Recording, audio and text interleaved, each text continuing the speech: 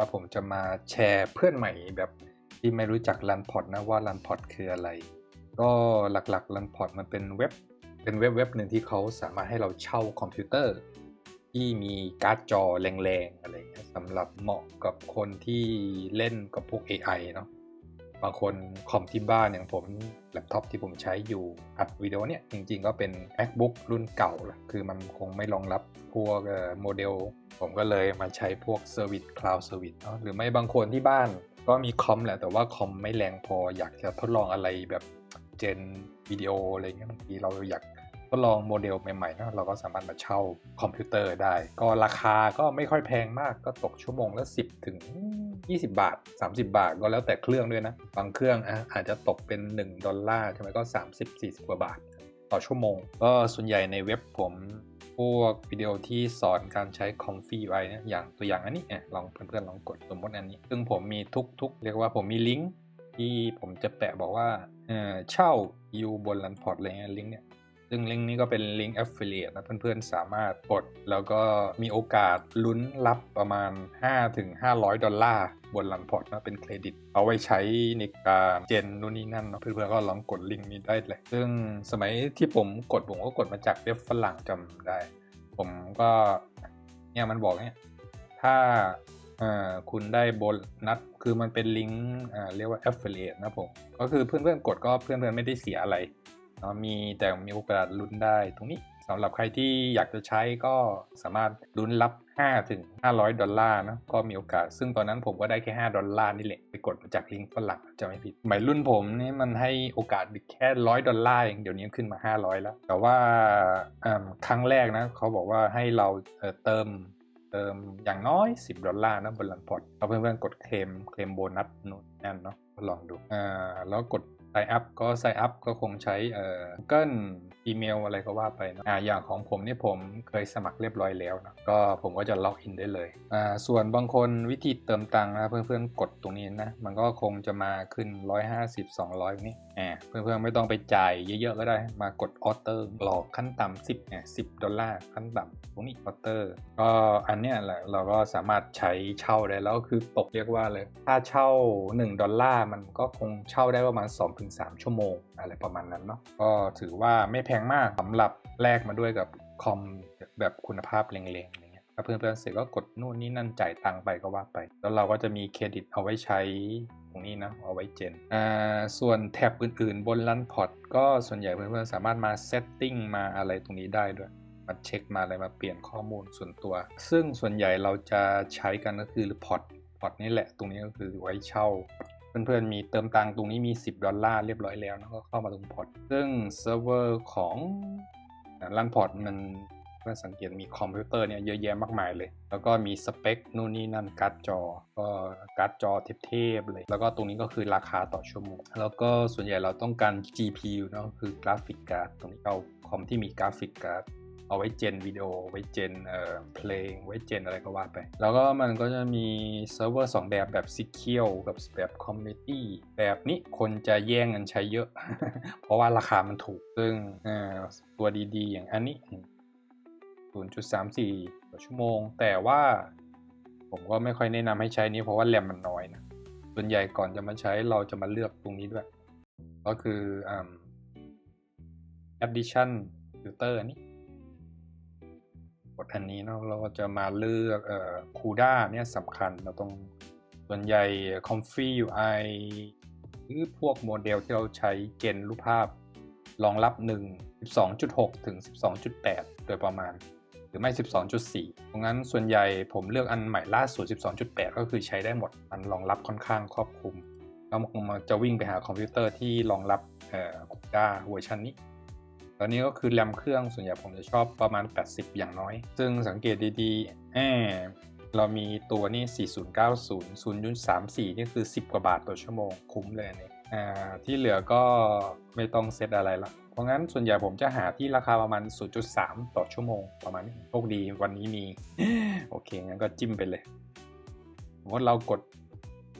อันนี้เลือกมาแล้วใช่ไหมซึ่งผมได้24กิกการ์ดจอแล้วก็125กิกแรมเครื่องเนาะซึ่งค่อนข้างเร็วเลยก็เรียกว่าเหลือเฟือในการใช้งานแล้ว ส่วนใหญ่ผมจะมาหาเช่าเนี่ยอันที่ขึ้นว่า RTX 090 4080นี่โอเคหรือบางทีโชคดีได้50นี่มาเล่นก็เยี่ยมเลยแต่ส่วนใหญ่จะเต็มคนใช้เยอะคนใช้ตลอดแล้วก็ลงมาข้างล่างคือการเลือกเทมเพลตซึ่งเหมือนเดิมเวลาใช้ตรงนี้เมื่อกดตรงเชียงเทมเพลตเรียกว่าเพื่อนใหม่หลายๆคนบางทีถ้าขี้เกียจมันเซตแบบที่ผมสอนเนาะสามารถพิมพ์ Comfy UI ซึ่งตรงนี้มีคนอื่นที่เขาเซตเอาไว้ก่อนหน้านี้แต่ผมบางทีไอเซิร์ฟเวอร์พวกนี้ส่วนตัวนะผมใช้แล้วมันเหมือนมันไม่ได้เซตตามที่ผมต้องการนะส่วนใหญ่ผมชอบเซตทุกอย่างแมนนวลด้วยตัวเองนะแล้วก็ส่วนตัวก็ชอบเรียนรู้ด้วยแต่ถ้าเกิดใครขี้เกียจก็เนี่ยมาเอาอันนี้เลยก็ได้เป็นของ Lamport เขาเซตเอาไว้ให้อยู่แล้วก็จะได้ Comfy UI ว่างๆง่ายๆเดี๋ยววันนี้ผมพาทัวร์แบบนี้ก่อนแล้วกันสำหรับเพื่อนใหม่นะแต่ว่าข้อเสียคือผมไม่สามารถควบคุมพวกเวอร์ชั่นของมันได้เพราะว่ามันถูกเซตมาเรียบร้อยแล้วประมาณนั้น ซึ่งบางอย่างเราก็ต้องเช่นเนี่ยเราต้องหา CUDA 128อันนี้อาจจะได้ Python 3.12 แต่ว่าอันนี้เขาบอกว่าสำหรับการ์ด5090เรามี4090คงอาจจะไม่ได้เนาะก็คงต้องลองเพื่อนๆคงต้องลองไปเรื่อยๆจะลองตัวแรกนี้แล้วมั้งตัวนี้น่าจะเป็นของ Runport เขาเซตเอาไว้ให้อันนี้สำหรับหวานโน่นนี่นั่นนี่ Community เป็นคนเซตมาลองดูถ้ากดจิ้มนี้จะเกิดอะไรขึ้นซึ่งส่วนใหญ่มันน่าจะเซตอัพทุกอย่างให้เรียบร้อยแล้วแต่ว่าส่วนตัวผมจะไม่เก็บไฟล์ตรงนี้มันเป็นไฟล์ที่สำหรับเอาไว้ทำงานตอนที่เราออนไลน์เนี่ยเราจะใช้อันนี้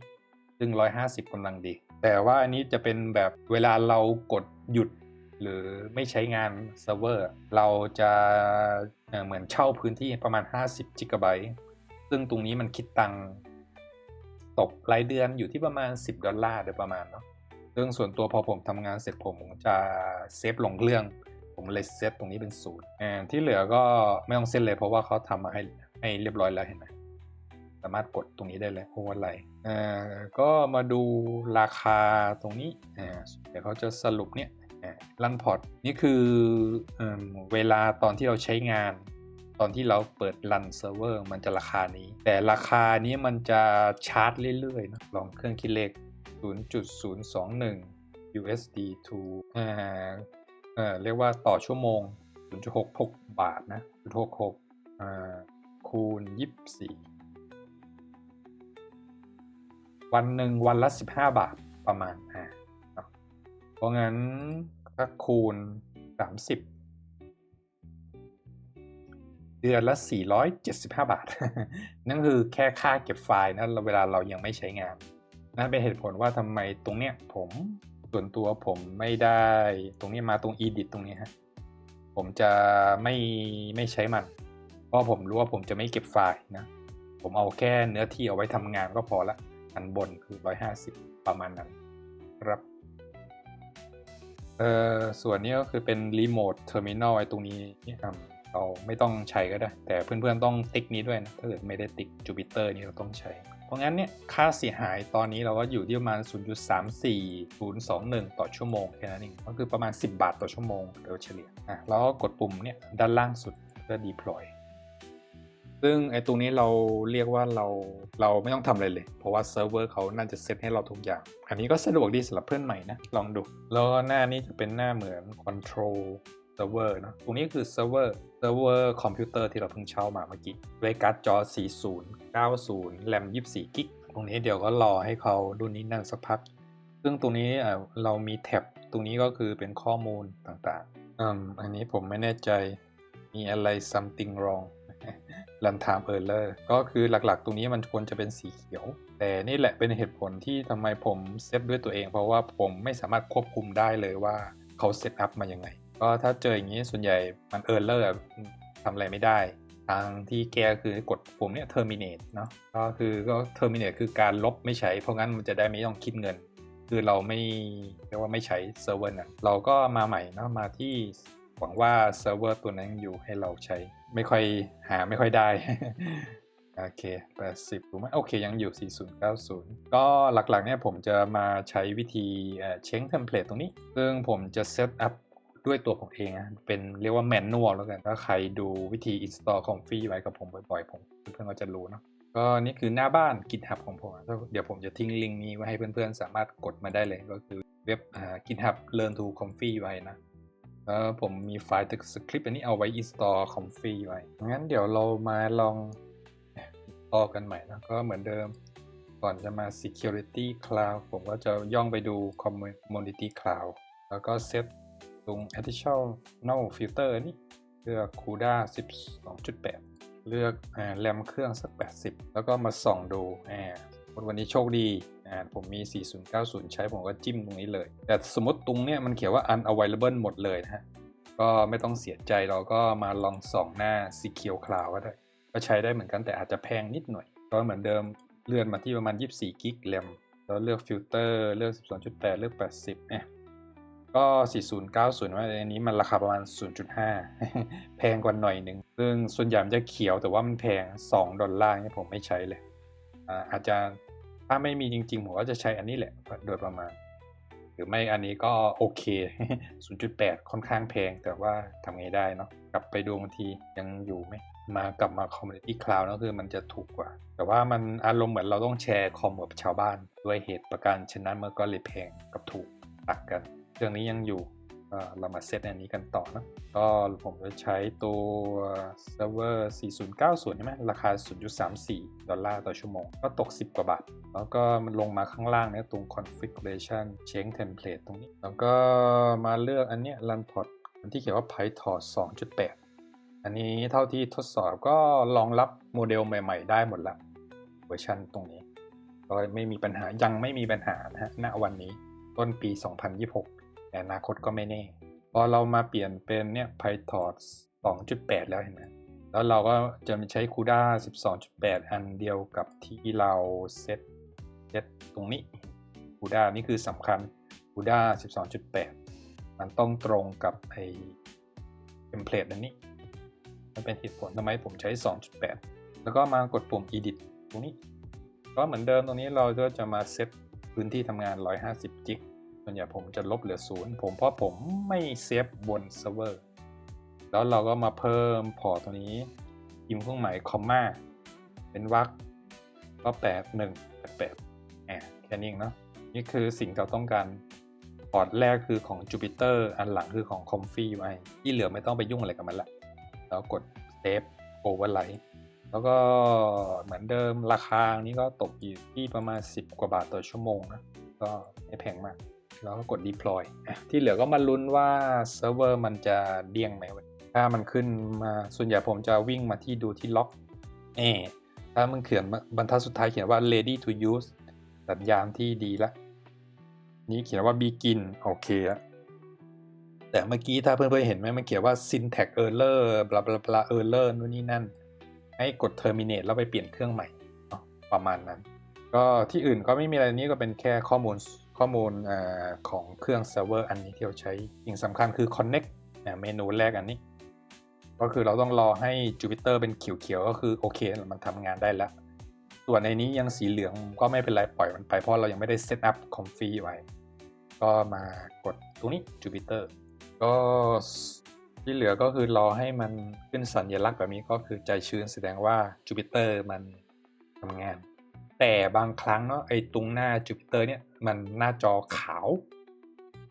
เกินสัก5 นาทีหรือ10 นาทีนี้เพื่อนๆก็เรียกว่า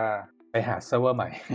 ผมก็ไม่รู้บางทีเซิร์ฟเวอร์มันช้าอะไรก็ว่าไปเนาะแต่นี้น่าจะโอเคเพราะเปิดมาก็ขึ้นแบบนี้ก็หน้าตาของ Jupyter มันก็เหมือนคอมพิวเตอร์เครื่องหนึ่งนั่นแหละมันก็จะมีเหมือนในคอมพิวเตอร์เรามันก็จะมีเมนูมีอะไรเนี่ยมีไฟล์มีเมนูเอาไว้ใช้ทำงานแต่สิ่งที่เราจะใช้ก็คือส่วนใหญ่ก็ใช้แค่เทอร์มินอลนี่เป็นเอาไว้สั่งงานให้มันทำงานนู่นนี่นั่นเนาะเราจะใช้การพิมพ์ฟรีไว้นะผมจะทิ้งลิงก์เนี่ยหน้าบ้าน GitHub ของผมไว้มันสามารถมาที่ไฟล์สคริปต์แล้วก็ส่วนใหญ่จะใช้ดาวน์โหลดไฟล์นี้ RTX 3040นั่นแล้วก็กดดาวน์โหลดไฟล์อันนี้พอดาวน์โหลดแล้วให้เพื่อนๆลากจากคอมพิวเตอร์มาไว้ตรงนี่ก็คือเหมือนตัวเอาไว้จัดเก็บข้อมูลเนาะเราจะอยู่ในโฟลเดอร์ Workspace ตลอดนะครับเวลาเราทำงานก็สมมุติใครปิดหน้านี้ก็มาเปิดตรงนี้เพื่อนๆจะเห็นว่า Workspace ตัวนี้คือโฟลเดอร์ปัจจุบันที่เราอยู่ณวันนี้นะพอเรากดมันก็จะเข้ามาอยู่ในนี้เป็นประมาณ ส่วนวิธีพิมพ์เพื่อนๆคำสั่งพื้นฐานก็จะมี ls คำสั่งพื้นฐาน ls เอาไว้ดูไฟล์ว่าเรามีอะไรบ้างก็เหมือนอันนี้เองแล้วก็ ls ลบ la อะไรอย่างนี้เอาไว้ดูแบบเหมือนไฟล์ list ข้อมูลกี่ไบต์ไฟล์ใหญ่เล็กเท่าไหร่ชื่อไฟล์อะไรนะประมาณนั้นแล้วทุกครั้งเวลาเราจะ install config ไว้เราต้องสร้าง virtual environment ก็คำสั่ง python m venv จำไอเนี้ยไว้ตลอดเอาไว้หากินนะจำแค่นี้กด enter แล้วก็มันจะสร้างvirtual environment ถามว่า virtual environment คืออะไรก็คือไอ config ไว้เราใช้ python ในการลงซึ่งมันเป็นเหมือนคอนเทนเนอร์ที่ควบคุมเรียกว่า environment ของเวอร์ชันนู่นนี่นั่นแพ็กเกจต่างๆที่เราจะ install หรือถ้าเกิดเราทำงานหลายสมมติเรามี config 1 config 2 config 3 config 1เราอยากเล่นกับเวอร์ชัน 3.10 เวอร์ชันของ Python อะไรเราก็สามารถควบคุมตรงนี้ได้ด้วย virtual environment แต่ถ้าเกิดตรงนี้เราพิมพ์ Python version รู้สึกซึ่งณตอนนี้เราใช้ Python 3.12.3 นะฮะนี่วิธีเช็คเวอร์ชันสมมติในนี้เราสร้าง virtual environment แล้วก็คือหลักๆจะเป็นโฟลเดอร์หนึ่งเพื่อนๆสามารถคลิกเข้าไปดูได้เลยในนี้ก็จะมีอีกหลายๆแพ็กเกจที่มันดาวน์โหลดมาแต่ที่เราจะใช้คือ virtual environment venv bin แล้วก็ activate ไฟล์เนี้ยที่เราจะใช้งานเนาะโอเคแต่ว่าเวลาเราใช้งานให้เพื่อนๆใช้คำสั่ง source อันนี้ก็จำไว้ dot เว้นวรรคแล้วตามด้วยชื่อ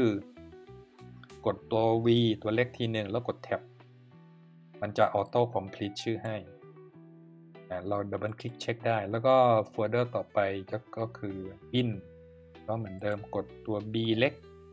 แล้วกดแท็บมันจะ auto complete ให้แล้วก็ไฟล์สุดท้ายเราจะใช้คือ activate แล้วก็พิมพ์ ac รู้สึกแต่ a ตัวเดียวมันจะมองไม่เห็นเพราะมันมีหลาย a ac เรากดแท็บดูโอเคขึ้นแบบนี้แสดงใช้ได้แล้ว enter เพราะงั้นจำไว้เสมอเวลาเราจะ install package ใดๆเราต้องมี virtual element ของ config ไว้ซึ่งต่อไปสมมุติเราจะลง config 2 config 3เราก็สามารถพิมพ์ virtual 1 virtual 2 virtual 3มันจะได้ทำงานแยกกันมันจะไม่ตีกันแต่ณตอนนี้เราใช้แค่อันเดียวก็พอโดยสรุปคร่าวๆก็ประมาณนี้ครั้งแรกเวลาเราจะ install config อะไรต้องมี virtual element เสมอก็ลองพิมพ์ python เช็คเวอร์ชันขีดเวอร์ชันซึ่งอันที่จริงตรงเนี้ยเราสามารถ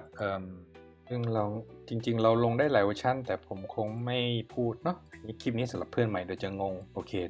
ก็จะประมาณนี้คร่าวๆวิธีใช้ในการสร้าง virtual element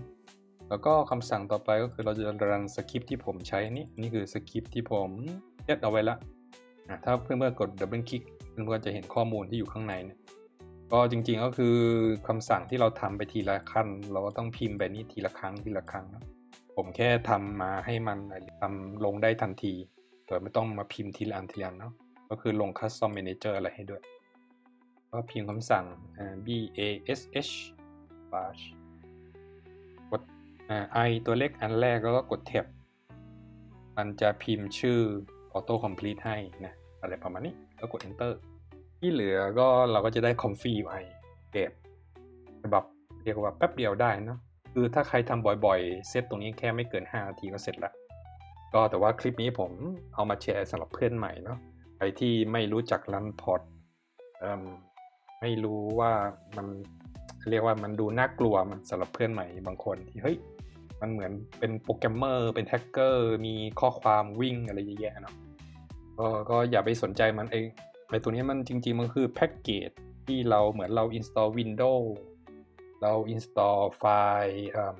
mp3 เรา install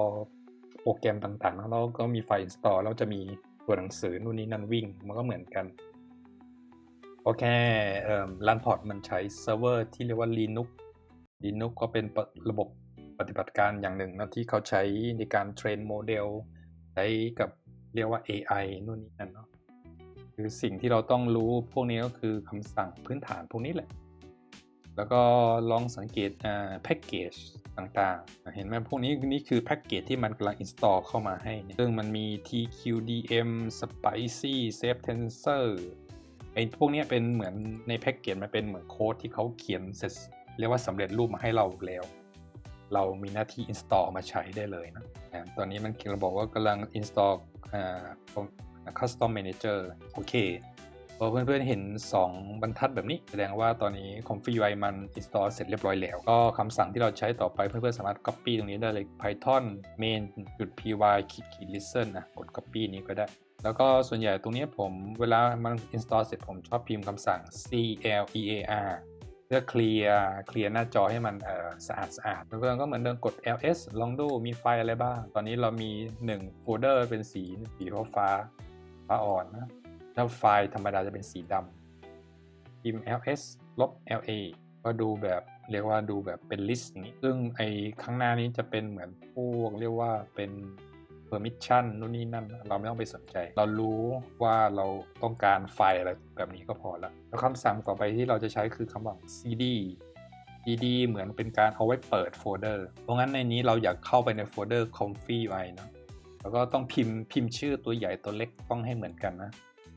นี้ config ไม่เป็นเขียนด้วย C ใหญ่เราก็ต้องพิมพ์ C ใหญ่ด้วยนะถ้าเกิดพิมพ์ C เล็กสมมติผมพิมพ์ config UI แบบตัวเล็กหมดเลยนะมันจะหาไม่เจอ no such file directory แปลว่ามันมองเพราะว่ามันเป็นเหมือนตัวเป็นเหมือน case sensitive เนาะมันเรียกก็คือมันจำเป็นต้องพิมพ์ให้เหมือนเดิมเด๊ะๆมันลองใช้ตัวใหญ่ก็คือตัวใหญ่แต่ส่วนใหญ่พอผมพิมพ์ตัวใหญ่เสร็จผมกดแท็บปุ๊บเห็นไหมมันออโต้คอมพลีทที่เหลือให้แล้วก็เราก็กด enter ชื่อโฟลเดอร์ตอนนี้เราเข้ามาอยู่ในนี้แล้วนี่คือไฟล์พาธของเรานะตอนนี้ workspace config UI ก็คือเหมือนกับว่าเราดับเบิลคลิกเข้ามาในนี้แล้วถ้าเกิดเพื่อนๆลองพิมพ์ ls -la คำสั่งไว้ดูไฟล์ข้างในเห็นไหมฮะก็คือเหมือนกันเลยแล้วมันก็จะมี list นู่นนี่นั่นไฟล์บลาบลาเป็นโค้ดที่เขาเขียนมาให้เราไม่ต้องไปสนใจตรงนี้สิ่งที่เราต้องการก็คือไฟล์ main.py ที่ผมให้เพื่อนๆ copy ก่อนหน้านี้จำได้ไหมครับไฟล์นี้หรือถ้าเกิดใครไม่ได้ copy ก็พิมพ์ python ก็ตามด้วยชื่อ main ma กดแท็บไหม mai กดแท็บโอเคคือบางทีพิมพ์ m ตัวเดียวแล้วกดแท็บมันไม่เจอเพราะว่ามันมีหลาย m มันเลยไม่รู้ว่าตัวไหนเราอาจจะเพิ่มไป3ตัว mai มันมีตัวเดียวคราวนี้มันรู้แล้วมันต้องเอาการไฟล์พอกดแท็บมันก็ออโต้คอมพลีทนี่อัตโนมัติอะไรประมาณนั้นเนาะแล้วตามด้วยขีด listen listen ซึ่งคำสั่งนี้ก็จะเป็นการเริ่ม start server config ไปนะครับวันนี้ผมมาเช็คพอตเจอปัญหาอย่างหนึ่งก็คือเซิร์ฟเวอร์มองไม่เห็น CUDA เราจะใช้คำสั่งนี้ NVIDIA MSI ก็บางทีมันมีปัญหาอย่างนี้นะฮะวิธีแก้ก็คือเรามาลองรีเซ็ตเพื่อมาได้เรียนรู้ด้วยบางทีมันมีปัญหา Error แบบนี้มันมองไม่เห็น CUDA มันนั่นแหละให้เพื่อนๆมากดรีเซ็ตตรงนี้นะเพราะว่างั้นเราจะมาทำทุกอย่างใหม่หมดเลยกดรีเซ็ตปุ๊บลองดูแล้วก็มาชแวบดูตรงล็อกไฟล์ก็มารีสตาร์ทพอร์ตตรงนี้คือเราเหมือนเราล้างเครื่องใหม่หมดก็ลองรีเฟรชหน้าจอนี้ทีหนึ่งคืออันเนี้ยจริงๆไอ้ตรงนี้มันไม่ควรไม่แน่ใจเพราะอะไรไม่รู้เพราะว่าเราใช้แชร์คอมกับชาวบ้านหรือเปล่าเพราะว่าจริงๆมันไม่ควรเป็นศูนย์นะเพราะเรายังไม่ได้ใช้งานเลย Jupyter เราต้องเปิด Jupyter ใหม่เรามาลองดูว่าเราล้างเครื่องใหม่หมดเหมือนมีอะไรสักอย่างรันอยู่ไม่รู้คนอื่นใช้หรือเปล่าอาจจะเป็นไปได้ เนี่ยคือการรีเซ็ตแบบเมื่อกี้ก็คือเราล้างเครื่องใหม่หมดเพราะงั้นสิ่งที่เราทำมาเมื่อกี้หายหมดเราก็ต้องมาเริ่มใหม่ Python python m venv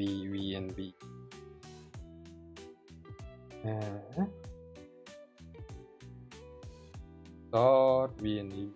been activate ก็ repeat สเต็ปเดิมเอานี้โยนไปก็ลองดูถ้าเกิดอีกรอบไม่ได้เราก็ terminate server นี้ไปหาอันใหม่ bash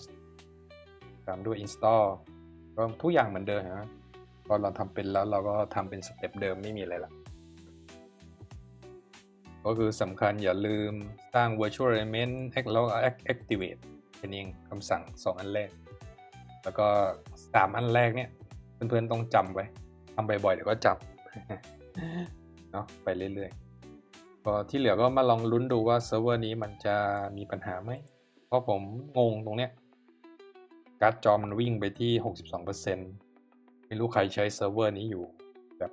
เพราะว่าอย่างที่บอกคือเซิร์ฟเวอร์นี้มันคือคอมมูนิตี้เราอารมณ์เหมือนเราแชร์คอมกับชาวบ้านนะเท่าที่ผมเข้าใจมันไม่ได้เป็น private เพราะงั้นถ้าใครสักคนมันกำลังเทรนรอล่าอะไรเงี้ยสมมติมันอาจจะใช้แรมเครื่องนี้เยอะอันนี้ผมก็ไม่แน่ใจนะก็คือเหตุการณ์แบบนี้นานๆที่จะเกิดก็ดีเพื่อนๆจะได้เห็นแล้วก็ดูวิธีแก้ปัญหาไปในตัวด้วยก็ดีถือว่าโชคดีแล้วกันเนาะได้เรียนรู้วิธีแก้ปัญหาก็ลองดูเพราะงั้นถ้าเกิดแก้ไม่ได้จริงๆเดี๋ยวเราก็คงลองเปลี่ยนเซิร์ฟเวอร์ดูเหมือนเดิมพิมพ์ cd config ui แล้วก็ python ลบ python main .py ขีดเรียนดูว่าจะได้ไหมแน่ใจมาจะมีปัญหากับเซิร์ฟเวอร์นี้มั้งครับผมก็มันerrorเหมือนเดิมเนาะแย่ เปลี่ยนพอร์ตใหม่ลองดูก็กดตรงนี้กดแดงๆจะมีนี่ตุ้มเหมือนมันรู้ว่าเพื่อนๆอยากเรียนรู้วิธีแก้ปัญหา โอเคงั้นเรามาเอา security cloud กันแล้วกันนะก็เหมือนเดิมมาใช้แพงนิดหน่อยแต่ก็น่าจะโอเคก็เหมือนเดิมกด 12.8 80 กิกซึ่งตรงนี้ผมก็อาจจะใช้ตัวนี้ 0.59 กำลังโอเคแต่ว่าถ้าเกิดเล่นกับวิดีโอผมอาจจะใช้อันนี้นะไม่เป็นไรเอาไว้เรียนรู้ใช้อันนี้แล้วกันปึ๊บก็เหมือนเดิมมา change template ตรงนี้ผมจะใช้ของ runpod official runpod server อันนี้อันที่ 2.8 แล้วก็มาตรง edit ตรงนี้ตรง configuration ตอนนี้เราอยู่ในเวอร์ชันนี้นะ runpod ไปถอด 2.8 ก็มา edit เอาพื้นที่ 150 กิกตรงนี้เป็น 0 ตรงนี้เขียนคอมมา8188ก็ค่าเสียหายอันนี้ก็ 0.6 ประมาณ 0.6 ดอลลาร์ต่อชั่วโมงก็น่า15 บาท 20 บาทได้มั้งนะฮะแพงนิดหน่อยก็ประมาณสมัยก่อนเราก็ยังเล่นเน็ตทีละชั่วโมงเท่าไหร่10 บาท 20 บาทอยู่เลยก็คือกัน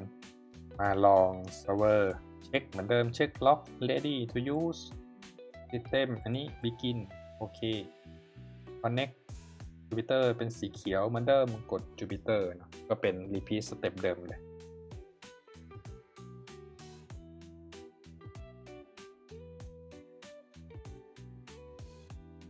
นี่นะพอรอสักแป๊บหนึ่งนะ2-3 นาทีมันอาจจะเด้งนานก็เหมือนเดิมมาทำสเต็ปที่เราทำกันเปิด terminal ขึ้นมาสร้าง virtual element python -m -benv enter เราให้ข้างๆนี้มันขึ้นโฟลเดอร์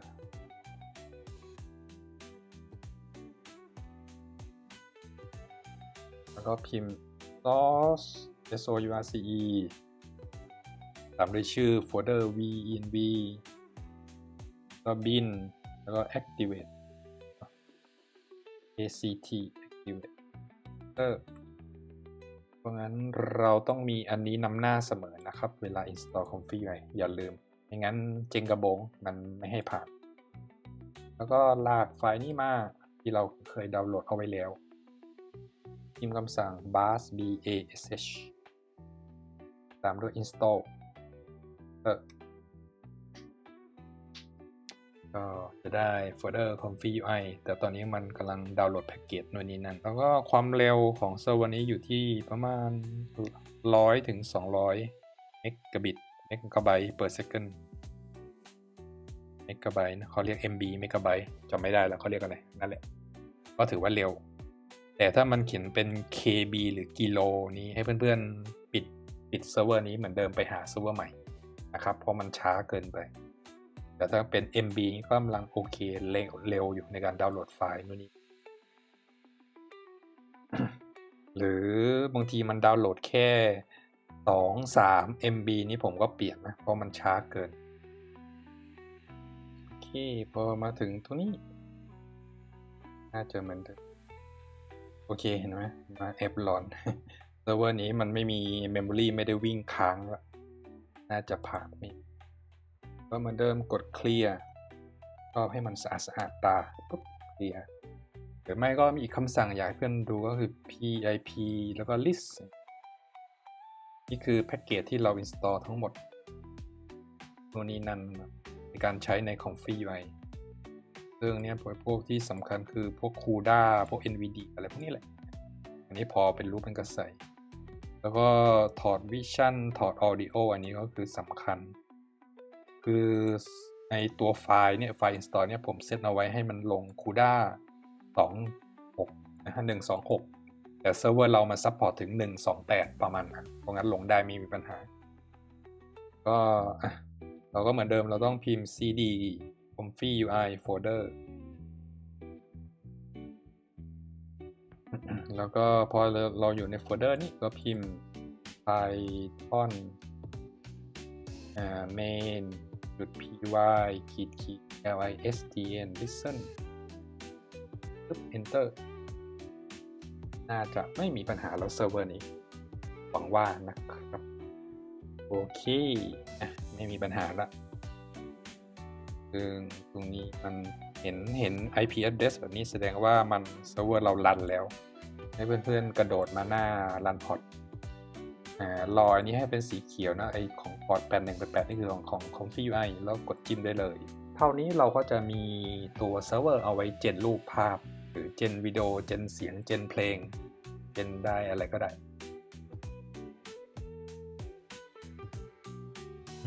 อันนี้ไม่แน่ใจมันเตือนอะไรสักอย่างเหมือน Coffee เขาอัปเดตอะไรสักอย่างใหม่เนี่ยเป็น not open โอเคแต่ว่าเพราะว่าเมื่อกี้ตอนสตาร์ทครั้งแรก Coffee มันช้าแปลกๆก็เลยเห็นอันนี้มี warning ตอนนี้มันน่าจะโอเคมันวิ่งได้แหละแต่มันมาใช้ระบบเก่าไปเช็คอีกทีกันนะครับโอเคนะตรงนั้นพาร์ทวิธีใช้setup run pod เดี๋ยวผมคงจะตัดเอาไว้ตรงนี้แล้วเดี๋ยวเราต่อคลิปหน้าวิธีใช้ config UI พื้นฐานนะครับแล้วเจอกันคลิปหน้านะครับสวัสดีครับคนส่วนใหญ่เลิกใช้ Comfy UI ไม่ใช่เพราะมันยากแต่เพราะไม่มีใครบอกว่าควรเริ่มตรงไหนก่อนถ้าคุณไม่อยากเป็นหนึ่งในนั้นกด Subscribe แล้วเดินไปด้วยกันแบบมีแผนครับ